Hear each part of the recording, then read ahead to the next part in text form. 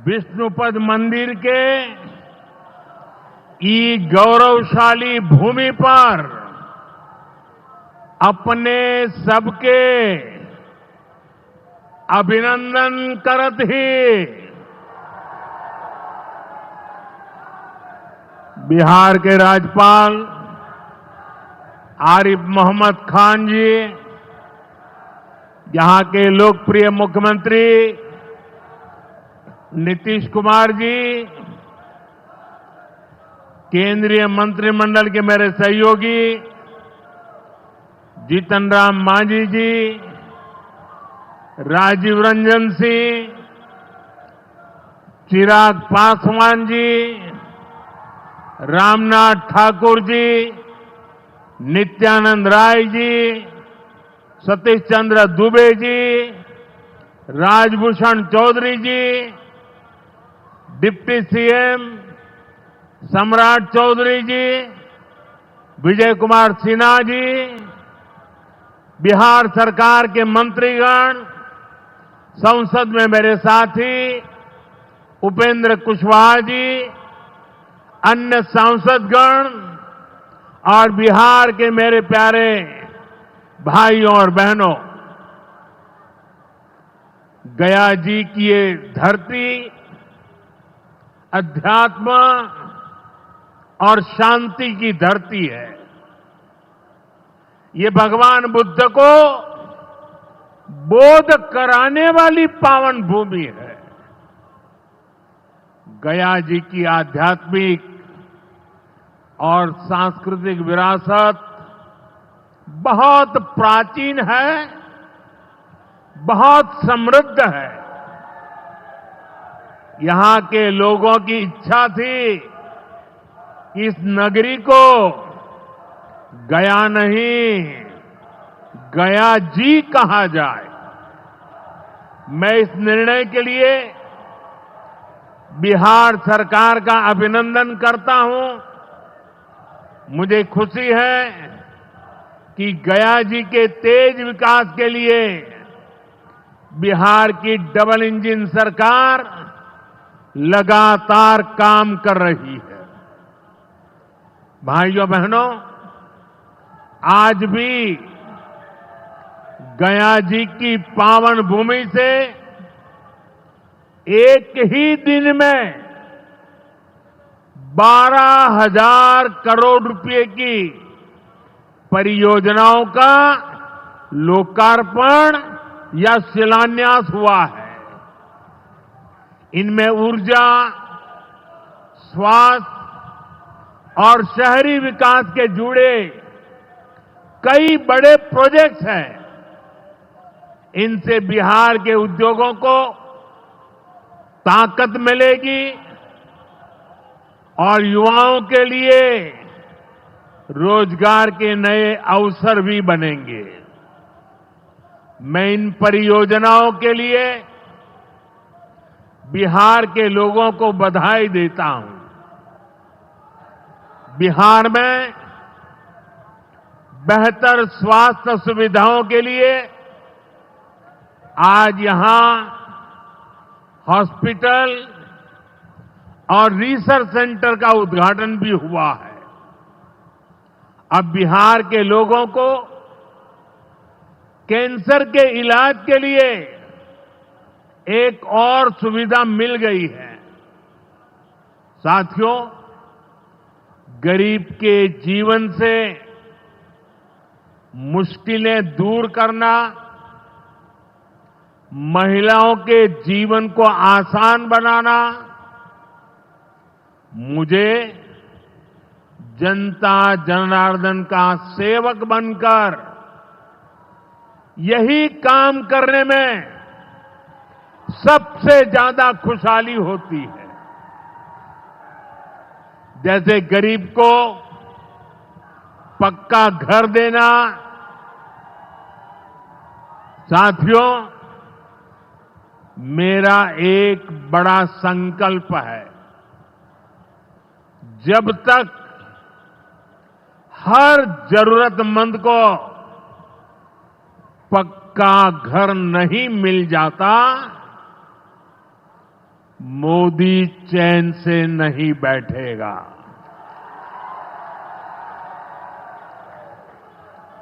इसी सोच के साथ पिछले 11 साल में 4 करोड़ से अधिक गरीबों को पक्के घर बनाकर दे दिए गए। अकेले हमारे बिहार में 38 लाख से अधिक आवास बनाए गए। गया जिले में भी 2 लाख से अधिक परिवारों को अपना पक्का घर मिला है। और हमने सिर्फ घर यानी 4 दीवारें नहीं दी, बल्कि उन घरों के साथ गरीब को उसका स्वाभिमान दिया है। इन घरों में बिजली, पानी, शौचालय और गैस कनेक्शन की सुविधाएं दी हैं।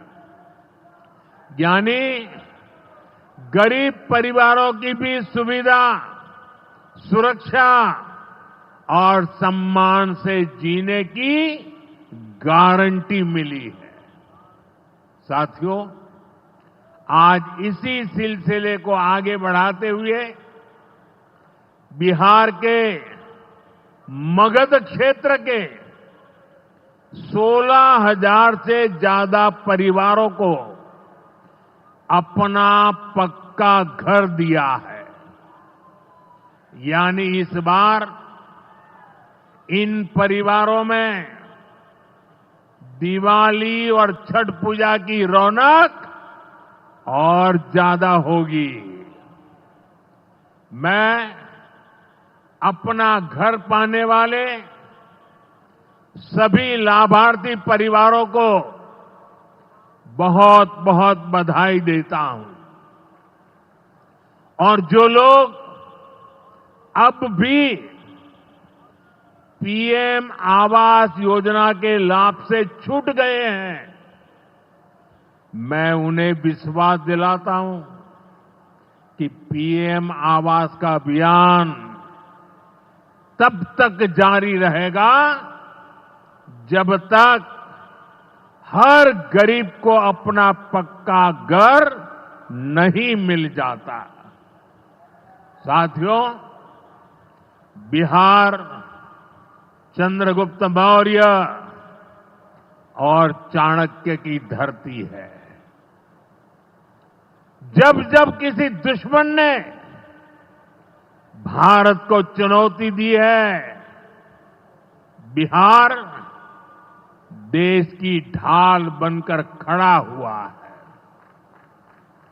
बिहार की धरती पर लिया हुआ और संकल्प, ये धरती की ताकत है। इस धरती पर लिया गया हर संकल्प कभी खाली नहीं जाता। और इसलिए तो भाइयों बहनों, जब कश्मीर के पहलगाम में आतंकी हमला हुआ था, हमारे निर्दोष नागरिकों को उनका धर्म पूछ करके मारा गया, मैंने बिहार की इसी धरती से आतंकवादियों को मिट्टी में मिलाने की बात कही थी। आज दुनिया देख रही है, बिहार की धरती से लिया गया वो संकल्प पूरा हो चुका है। आपको याद होगा, उधर से पाकिस्तान हम पर ड्रोन हमले कर रहा था, मिसाइलें दाग रहा था, और इधर भारत पाकिस्तान की मिसाइलों को हवा में तिनके की तरह बिखेर रहा था। पाकिस्तान की एक भी मिसाइल हमें नुकसान नहीं पहुंचा पाई। साथियों, ऑपरेशन सिंदूर ने भारत की रक्षा नीति की नई लकीर खींच दी है। अब भारत में आतंकवादी भेजकर हमले करा के कोई बच नहीं सकेगा। आतंकवादी चाहे पाताल में क्यों न छिप जाए, भारत की मिसाइलें उन्हें दफन करके रहेगी। साथियों, बिहार का तेज विकास केंद्र की एनडीए सरकार की बहुत बड़ी प्राथमिकता है। इसलिए आज बिहार चौतरफा विकास के रास्ते पर आगे बढ़ रहा है। बीते वर्षों में पुरानी समस्याओं के समाधान तलाशे गए हैं और नई प्रगति के रास्ते भी बनाए गए हैं। आप याद करिए, लालटेन राज में यहां कैसी दुर्दशा थी। लालटेन राज में एक क्षेत्र लाल आतंक से जकड़ा हुआ था। माओवादियों की वजह से शाम के बाद कहीं आना जाना मुश्किल था। गया जी जैसे शहर लालटेन राज में अंधेरे में डूबे रहते थे। हजारों गांव ऐसे थे जहां बिजली के खंभे तक नहीं पहुंचे थे। लालटेन वालों ने पूरे बिहार के भविष्य को अंधेरे में धकेल दिया था। न शिक्षा थी, न रोजगार था। बिहार की कितनी पीढ़ियों को इन लोगों ने बिहार से पलायन के लिए मजबूर कर दिया था। साथियों, बिहार के लोगों को आरजेडी और उनके साथी सिर्फ अपना वोट बैंक मानते हैं। उन्हें गरीब के सुख दुख, गरीब के मान सम्मान से कोई मतलब नहीं है। आपको याद होगा, कांग्रेस के एक मुख्यमंत्री ने मंच से कह दिया था कि अपने राज्य में बिहार के लोगों को घुसने नहीं देंगे। बिहार के लोगों से कांग्रेस की इतनी नफरत, बिहार के लोगों के प्रति इतनी घृणा, और कोई भूल नहीं सकता। कांग्रेस का बिहार के लोगों के प्रति जो दुर्व्यवहार देखने के बाद भी यहां आरजेडी वाले गहरी नींद में सोए पड़े थे। भाइयों बहनों, बिहार की एनडीए सरकार कांग्रेस और इंडी गठबंधन वालों के इस नफरती अभियान का जवाब दे रही है। बिहार के बेटे बेटी को यहीं पर रोजगार मिले, सम्मान की जिंदगी मिले,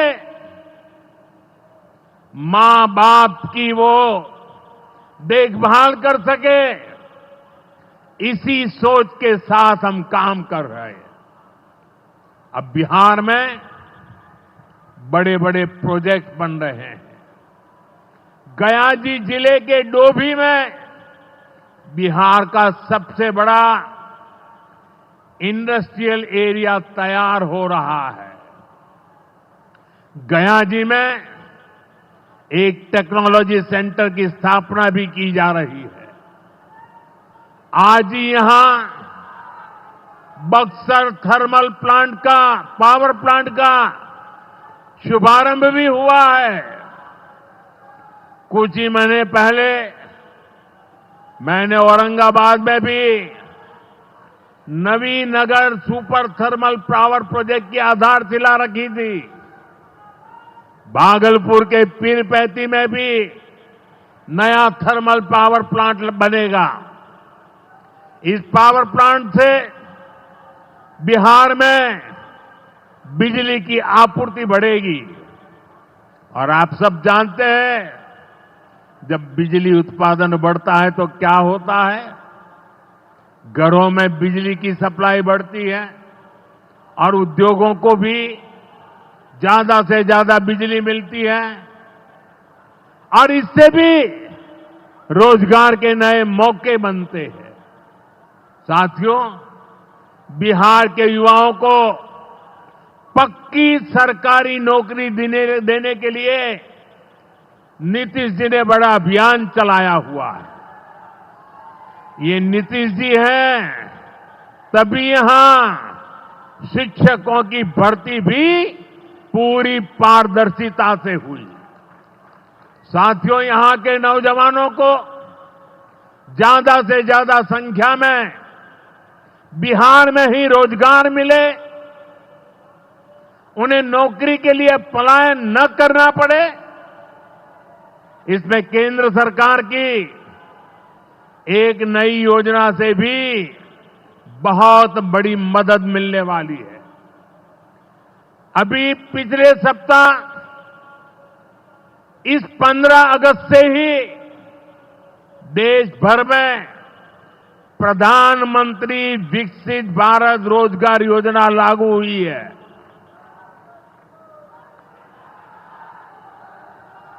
इसके तहत हमारे युवा जब निजी क्षेत्र में पहली नौकरी करेंगे तो केंद्र सरकार उन्हें अपने पास से 15,000 रुपये देगी। जो प्राइवेट कंपनियां युवाओं को रोजगार देगी, उन्हें भी अलग से पैसे सरकार देगी। इस योजना का बहुत बड़ा लाभ बिहार के मेरे युवाओं को भी होगा। साथियों, हमारे देश में कांग्रेस हो, आरजेडी हो, इनकी सरकारों ने कभी जनता के पैसे का मोल नहीं समझा। इनके लिए जनता के पैसे का मतलब रहा है खुद की तिजोरी भरना। इसलिए कांग्रेस आरजेडी की सरकारों में सालों साल तक परियोजनाएं पूरी नहीं होती थी। कोई योजना जितनी लंबी उतना उसमें ये पैसे कमा लेते थे। अब इस गलत सोच को भी एनडीए सरकार ने बदल दिया है। अब शिलान्यास के बाद कोशिश होती है जल्द से जल्द समय सीमा में उस काम को पूरा करने के लिए सफल प्रयास किया जाए। आज का एक कार्यक्रम इसका भी एक शानदार उदाहरण है। औंटा सिमरिया सेक्शन का शिलान्यास करने का सौभाग्य बिहार के लोगों ने मुझे दिया था। और आप लोगों की कृपा देखिए, आप लोगों का प्रेम देखिए कि जिस ब्रिज का शिलान्यास आपने मुझे करने के लिए कहा, आज इसका लोकार्पण करने का अवसर भी आपने मुझे दिया है। ये पुल सिर्फ सड़कों को नहीं, पूरे उत्तर और दक्षिण बिहार को जोड़ने का काम करेगा। जो भारी वाहन पहले गांधी सेतु से होकर 150 किलोमीटर का लंबा चक्कर काटते थे, अब सीधा रास्ता पाएंगे। इससे व्यापार तेज होगा, उद्योगों को ताकत मिलेगी और तीर्थयात्रियों का भी पहुंचना आसान होगा। विकास के जिन प्रोजेक्ट की नींव एनडीए सरकार में रखी जाती है, वो पूरा होकर रहेंगे, ये बात पक्की है। साथियों, एनडीए की डबल इंजन सरकार यहां रेलवे के विकास के लिए भी तेजी से काम कर रही है। अमृत भारत स्टेशन योजना के तहत गयाजी रेलवे स्टेशन को आधुनिक बनाया जा रहा है। इससे गयाजी रेलवे स्टेशन पर यात्रियों को एयरपोर्ट जैसी सुविधाएं मिलेगी। आज गया वो शहर है जहां राजधानी, जनशताब्दी और made in India Vande Bharat ट्रेनों की सुविधा उपलब्ध है। गया जी, सासाराम, प्रयागराज, कानपुर होते हुए दिल्ली तक सीधा कनेक्शन बिहार के युवाओं को, यहां के किसानों को, यहां के व्यापारियों के लिए नई संभावनाएं बना रहा है। भाइयों और बहनों, आपके आशीर्वाद से, देश के अटूट भरोसे के कारण साल 2014 में प्रधानमंत्री के तौर पर शुरू हुआ मेरा सेवा काल, ये सेवा काल निरंतर जारी है। इतने वर्षों में हमारी सरकार पर भ्रष्टाचार का एक भी दाग नहीं लगा। जबकि आजादी के बाद कांग्रेस की सरकारें जो 60-65 साल तक सरकार में रही है, उनके भ्रष्टाचार की लंबी लिस्ट है। आरजेडी का भ्रष्टाचार तो बिहार का बच्चा बच्चा जानता है।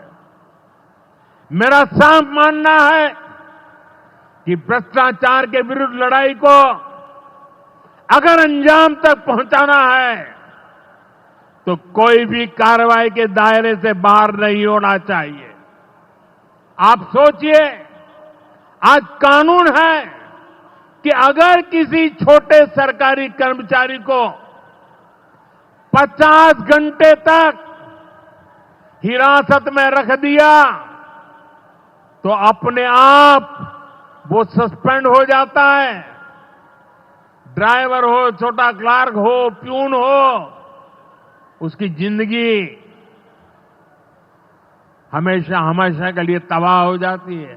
लेकिन अगर कोई मुख्यमंत्री है, कोई मंत्री है, कोई प्रधानमंत्री है, तो वो जेल में रह करके भी सत्ता का सुख पा सकता है। ये कैसे हो सकता है? हमने कुछ समय पहले ही देखा है कि कैसे जेल से ही फाइलों पर साइन किए जा रहे थे, जेल से ही सरकारी आदेश निकाले जा रहे थे। नेताओं का अगर यही रवैया रहेगा तो ऐसे भ्रष्टाचार के विरुद्ध लड़ाई कैसे लड़ी जा सकती है? साथियों, संविधान हर जनप्रतिनिधि से ईमानदारी और पारदर्शिता की उम्मीद करता है। हम संविधान की मर्यादा को तार तार होते नहीं देख सकते। इसलिए एनडीए सरकार भ्रष्टाचार के खिलाफ एक ऐसा कानून लाई है जिसके दायरे में देश का प्रधानमंत्री भी है। इस कानून में मुख्यमंत्री और मंत्रियों को भी शामिल किया गया है। जब ये कानून बन जाएगा तो प्रधानमंत्री हो या मुख्यमंत्री या फिर कोई भी मंत्री, उसे गिरफ्तारी के 30 दिन के अंदर जमानत लेनी होगी और अगर जमानत नहीं मिली तो 31वें दिन उसे कुर्सी छोड़नी पड़ेगी।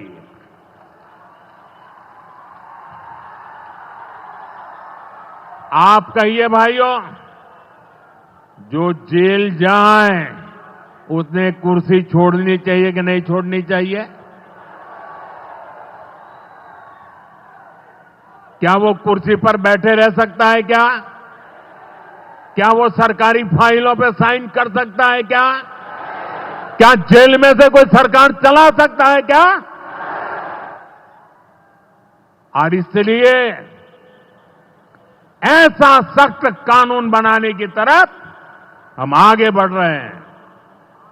लेकिन साथियों, ये आरजेडी वाले, ये कांग्रेस वाले, ये लेफ्ट वाले इस कानून का विरोध कर रहे हैं।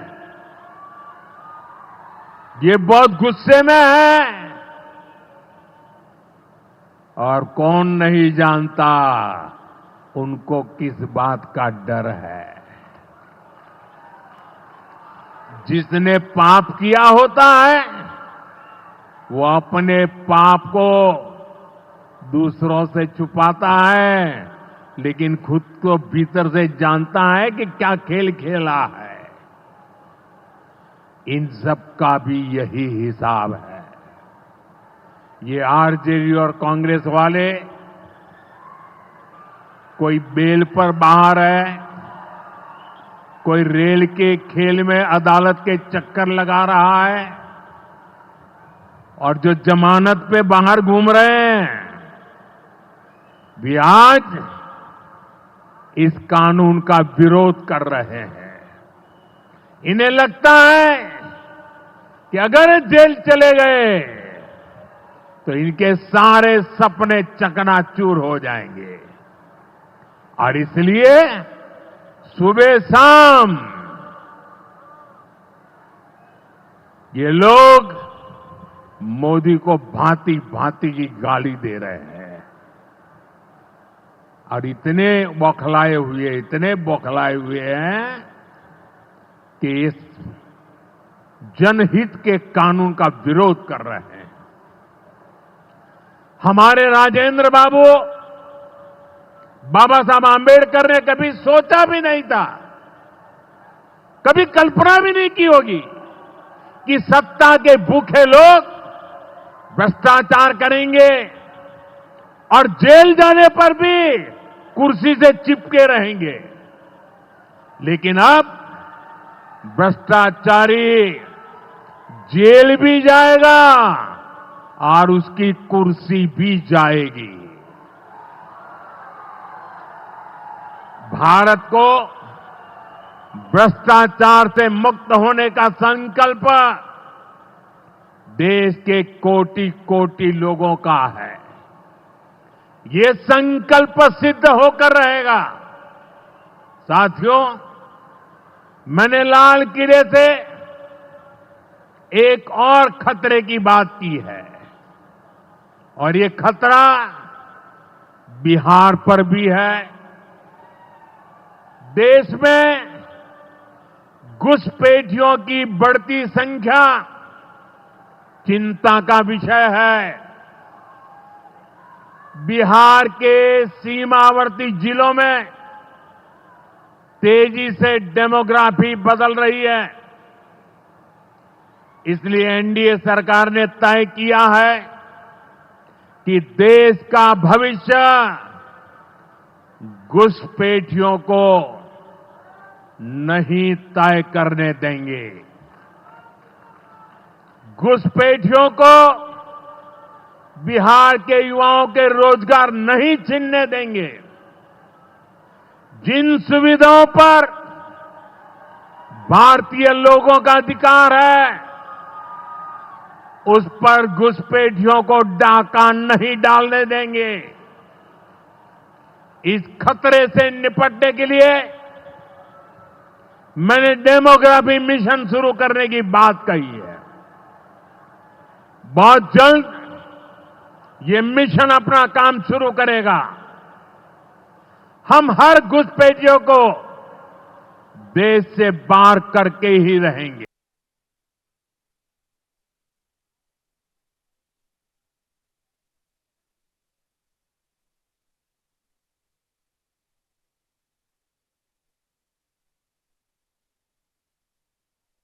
वो जनता को संबोधित कर रहे हैं। उन्होंने आरजेडी के सिर्फ वोट बैंक पर भी नहीं बल्कि उनके विचारधारा पर भी निशाना साधा है। बिहार के आप सभी लोग देश के भीतर बैठे घुसपैठियों के समर्थकों से भी सावधान रहिए। जान जाइए कौन घुसपैठियों के साथ खड़ा है। कांग्रेस और आरजेडी जैसे दल बिहार के लोगों का हक छीनकर घुसपैठियों को देना चाहते हैं। तुष्टीकरण के लिए, वोट बैंक को बढ़ाने के लिए कांग्रेस आरजेडी वाले कुछ भी कर सकते हैं, कितने ही नीचे जा सकते हैं। इसलिए बिहार के लोगों को है, साथियों, हमें हमारे बिहार को कांग्रेस आरजेडी की बुरी नजर से बचाकर रखना है। बिहार के लिए ये समय बहुत अहम है। बिहार के युवाओं के सपने पूरे हो, बिहार के लोगों की आकांक्षाओं को नई उड़ान मिले, इसके लिए केंद्र सरकार और नीतीश जी के साथ हम कंधे से कंधा मिलाकर बिहार के कल्याण के लिए काम कर रहे हैं। बिहार में विकास की गति बनी रहे, इसके लिए डबल इंजन की सरकार लगातार मेहनत कर रही है। आज के विकास प्रोजेक्ट इसी दिशा में महत्वपूर्ण कदम है। मैं एक बार फिर इन परियोजनाओं के लिए बिहार को बहुत बहुत बधाई देता हूं। मेरे साथ बोलिए, भारत माता की, भारत माता की, भारत माता की। बहुत बहुत धन्यवाद।